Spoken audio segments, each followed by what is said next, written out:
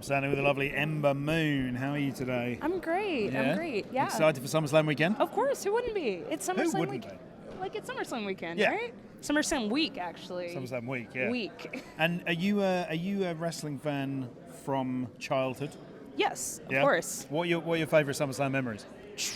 All right, so to be honest, I wasn't ever able to watch pay-per-views. My parents just didn't really believe in purchasing them. Okay, yeah. So I was the one that would watch Monday Night Raw the next day, like hoping and praying. Just to get a few highlights Yeah, from you know, I would like to say one of my favorite matches is from SummerSlam.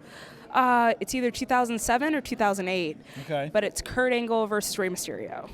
Okay. Opener of the show. That was one of the best matches I've ever seen. Yeah. Yeah, it was phenomenal. And what is it about wrestling that hooked you in?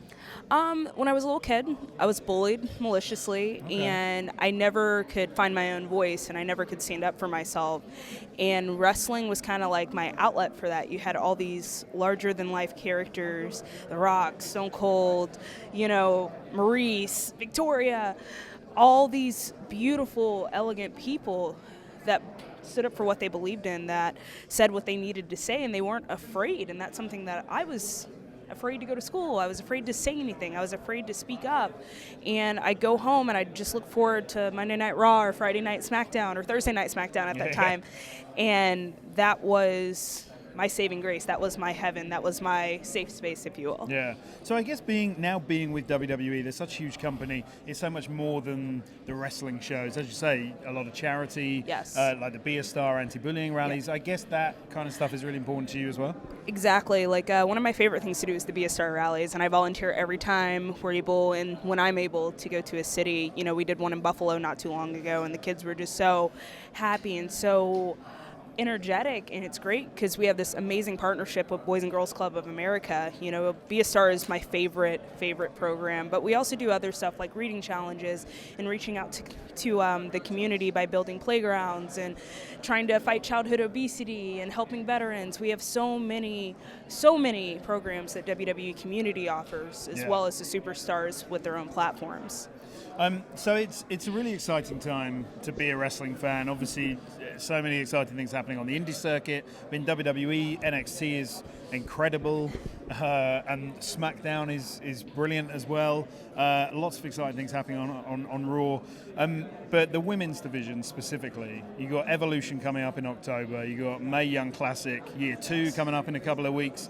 Is it a really exciting time for you women backstage? Yes. Yes and no, and I guess I'll explain why. It's very exciting because there's a lot of firsts that we as women have accomplished here in WWE, and there's not a lot left. But with Evolution and Mae Young, which all those girls are so phenomenal, everyone's on top of their game, which is the downside of things. Okay. The excitement has gone down quite a bit because now everyone's trying to get on their A game. They're trying to get that main event spot for Evolution. They're trying to get in the gym, make sure they can lift their best, run their best, do everything that they can, but it's all about Evolution. At the end of the day, to me, it's all about building us up as a community, as female superstars. And from going to Mae Young and seeing all those young, tremendous talents, a lot of them that you've never seen before, a lot of them that I've worked on the indies and wrestled with, you know, it's amazing to see how far we've come, not only just in WWE, but from the ground that isn't so green on the other side, you know what I mean? It's amazing because, you know, there used to be a connotation or prerequisite, sorry, I'm a little tongue-tied today, that, you know, you had to be beautiful, you had to be tall, you had to be this. Well, I'm not very tall.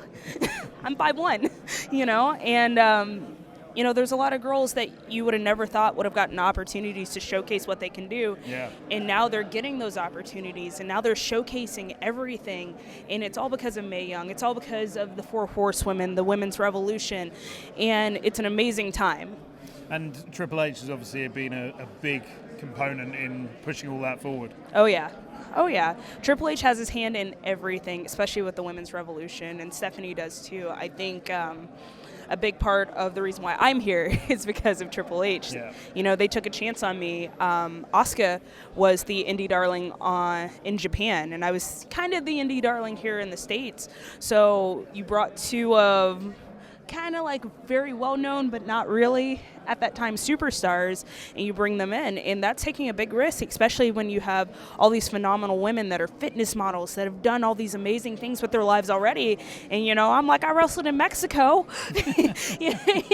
You know, I mean, I've never been good at anything in life but this. Yeah. And Triple H took a chance on me, and Stephanie took a chance on me, and I'm so happy, and I don't want to let them down, and I will not let them down.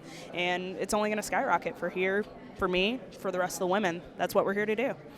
So you said there's lots of people vying for big spots at the Evolution pay-per-view. Yes. If you could cherry pick a main event dream match for you to have, Me versus Beth Phoenix. Beth Phoenix. Okay. Beth Phoenix. She is one of the women that had such a huge impact on my career once I started wrestling, and I don't even think she knows it.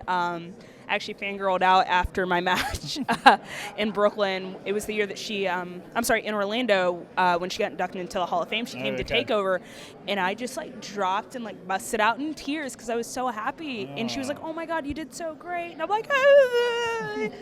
But like Beth Phoenix had such a massive influence because she didn't look like everyone else. She was the glamazon. She wasn't afraid to throw men around. She wasn't afraid to speak her mind, you know? Like, she looked different. She wasn't your cookie cutter, sadly at that time, diva. She was the glamazon. She was a superstar, and she proved it every time she stepped in the ring. Her and Natalia Neidhart. But that would be my dream match, is me versus Beth Phoenix, and I would love to have that at Evolution. Yeah, if you're listening, Beth, you know. But, you know, we'll see what happens. We'll see what happens. And so just finally, do you feel the pressure? You talk about the competitiveness of all the women now because there are so many women vying for good spots. Do you feel the pressure to kind of always up your game? I've always been a firm believer in never being complacent, which in my entire career, I'm always changing. I'm not the same wrestler that I was yesterday or 2 weeks ago or 5 weeks ago. You know, I'm always changing. That's part of my name. The moon always changes, you know? Undying, ever changing. That's what Ember Moon stands for, you know, and that's what I live up to personally. I don't worry about other people because I need to worry about myself. And if I'm not happy with my performance, then I get back in the gym and I do whatever. But is the pressure there? Of course. You can cut the tension with a knife, if you will. Yeah. But to me, it doesn't matter. Like, I just focus on me and do what I have to do. Awesome. Ember Moon, lovely to meet you. Lovely to meet you. Thanks so much.